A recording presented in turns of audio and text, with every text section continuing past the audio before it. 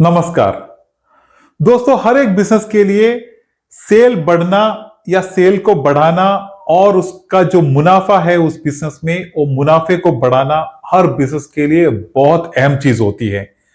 अगर सेल और आपका मुनाफा दोनों अगर बढ़ता है तो बिजनेस बहुत अच्छे लेवल पे ग्रो हो सकता है।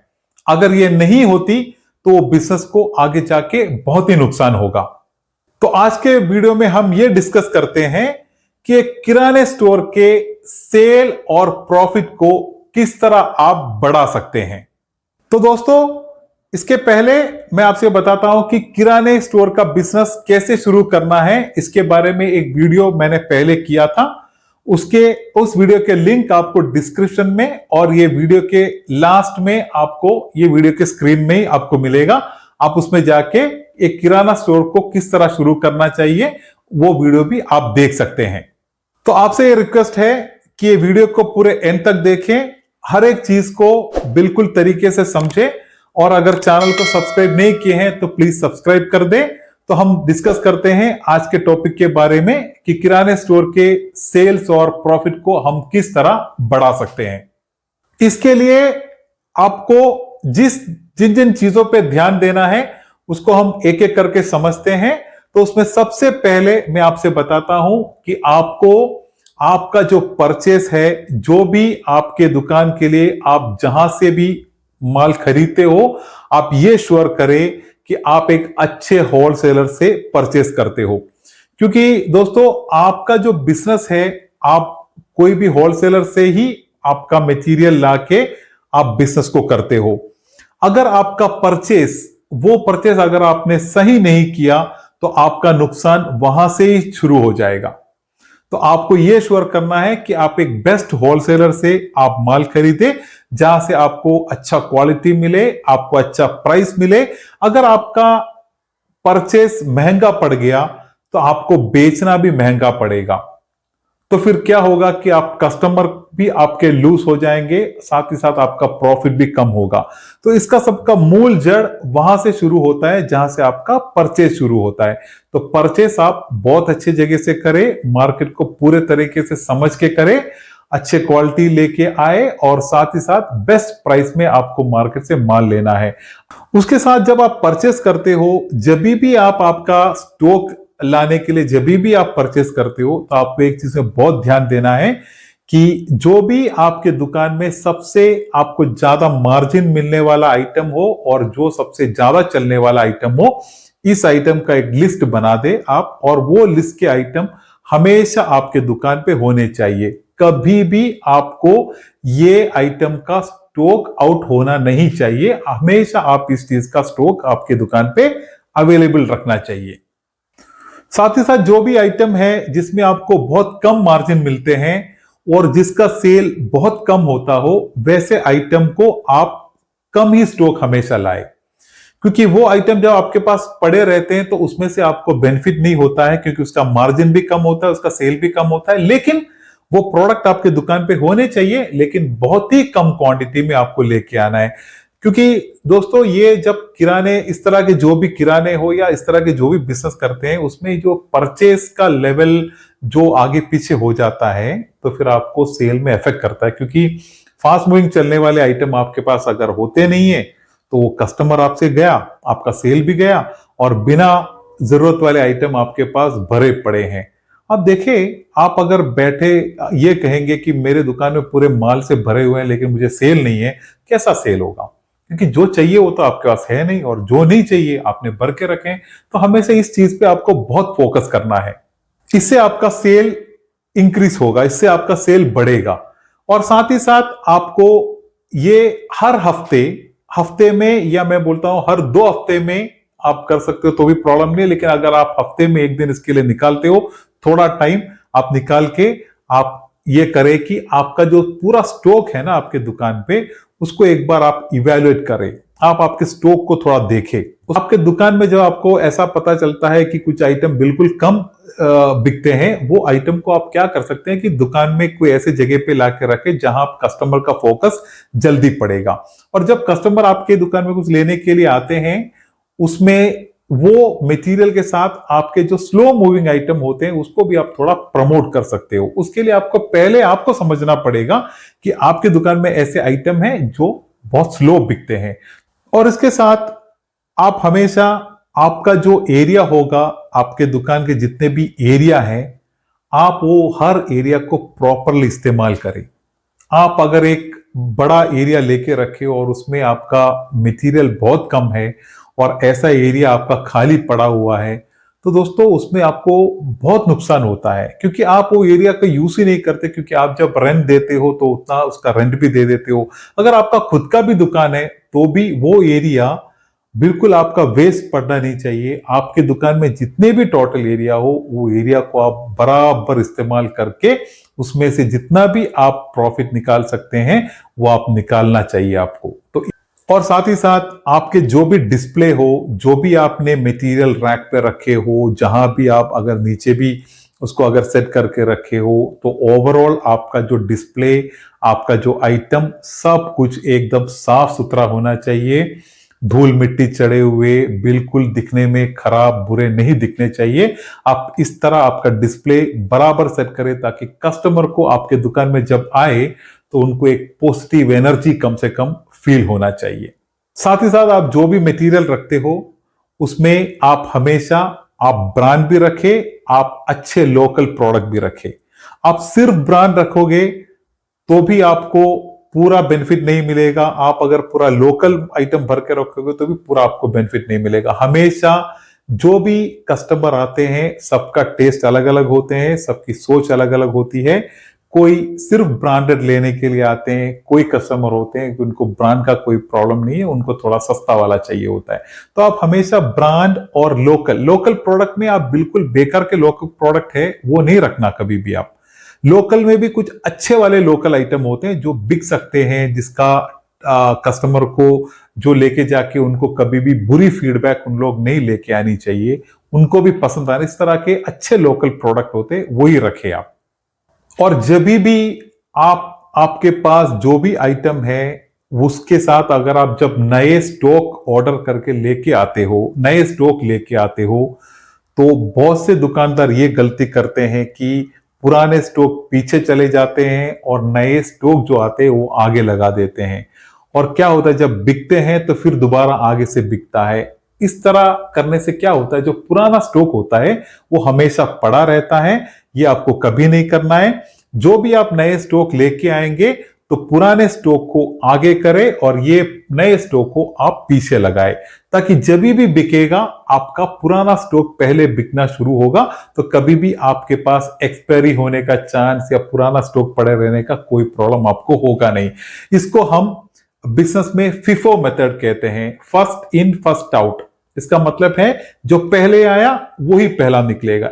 और हमेशा आपको जो बेसिक आइटम होते हैं जैसे आटा, चीनी, शक्कर, इस तरह के जो बेसिक आइटम होते हैं ना दोस्तों, इस पे आपको हमेशा मार्जिन कम ही रखना है, क्योंकि ये ऐसा आइटम है जो कि हर कस्टमर को जरूरत पड़ती है और हर कस्टमर ये ज्यादा लेते हैं, तो इसको बेसिक आइटम कहा जाता है। इसमें मैं कहता हूं आप थोड़ा मार्जिन कम ही रखें। अगर बहुत से कम मार्जिन अगर आपको जिसमें भी रखना हो तो वो ये आइटम में आपको रखना चाहिए, ताकि आपको बाकी आइटम में प्रॉफिट भी आप कमा सकते हैं और आप एक अच्छे कस्टमर को भी आप मार्केट में बिल्डअप कर सकते हैं। साथ ही साथ जो भी आपके रेगुलर कस्टमर है, जो भी कस्टमर है जो आपसे ही माल लेते हैं, ऐसे बहुत सारे कस्टमर भी आपके हो सकते हैं, ताकि उनको कुछ भी चाहिए वो आपसे ही लेते हैं, तो इसको रेगुलर कस्टमर कहते हैं। आप रेगुलर कस्टमर को हमेशा थोड़ा प्रायोरिटी ज्यादा दे। अगर उनको 1% का डिस्काउंट ज्यादा भी आप देंगे तो वो भी अच्छी बात है। प्रायोरिटी आप किसी भी तरह दे, लेकिन आपके रेगुलर कस्टमर को आप प्रायोरिटी बिल्कुल दें।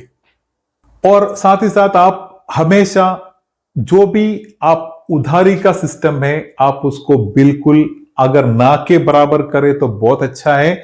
अगर आपको उधार देना ही पड़े तो भी बहुत कम लिमिट में, बहुत कंट्रोल करके आपको उधार देना है, क्योंकि उधारी का सिस्टम जो है बिजनेस को, खासकर किराने के बिजनेस को थोड़ा झटका लगाता है। और काफी ऐसे सिचुएशन मैंने भी देखे हैं, सुने हैं।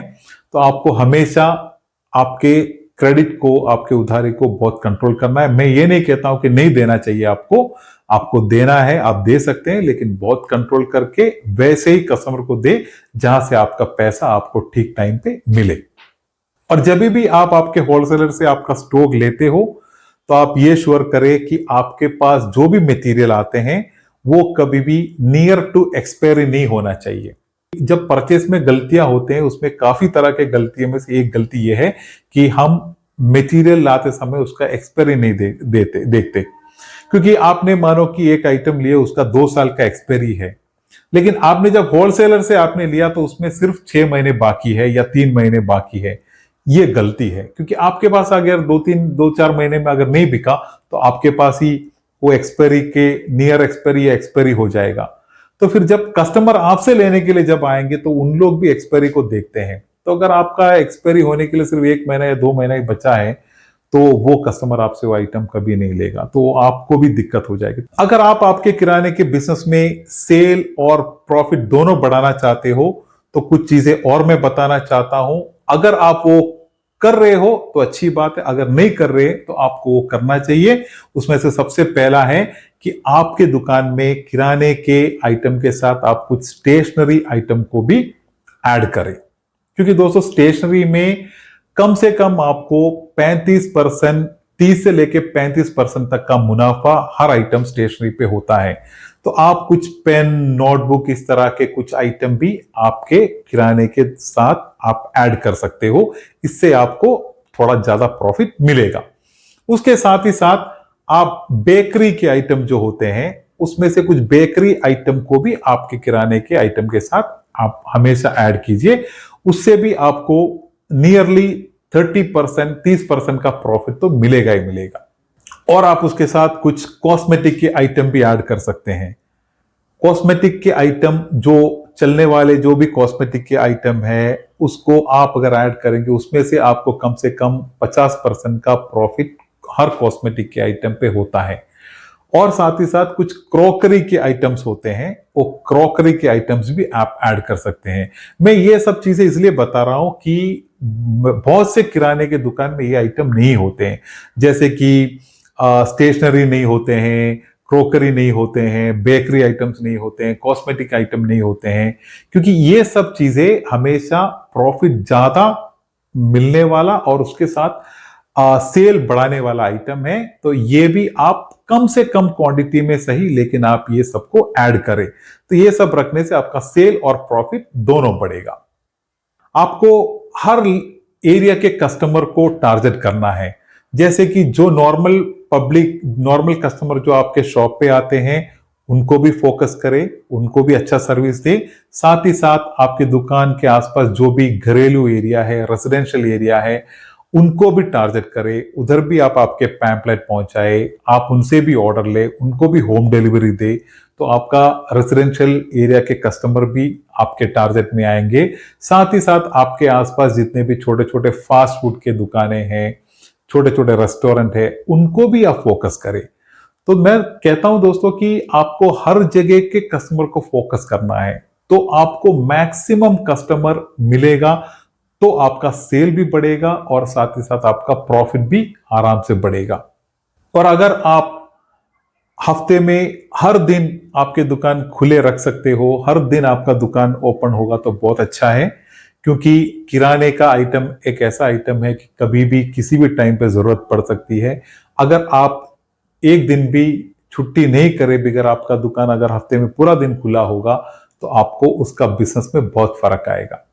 और कुछ एक ऐसा भी टिप है जो भी आप अप्लाई करके आप कर सकते हो, डेफिनेटली आपको उससे भी बेनिफिट होगा कि आपके आसपास जितने भी किराने के और दुकानें हैं उनसे अगर 1 घंटा पहले आप आपके दुकान को खोले और जब शाम को उन लोग जब भी बंद करते हैं उनसे 1 घंटा ज्यादा आप खुले रखे, दैट मीन्स आपने अगर बाकियों से अगर आपका दुकान 2 घंटा ज्यादा ऑपरेट किया तो उसमें से जो भी मार्केट के एक्स्ट्रा सेल जो है वो भी आपको मार्केट से मिलेगा।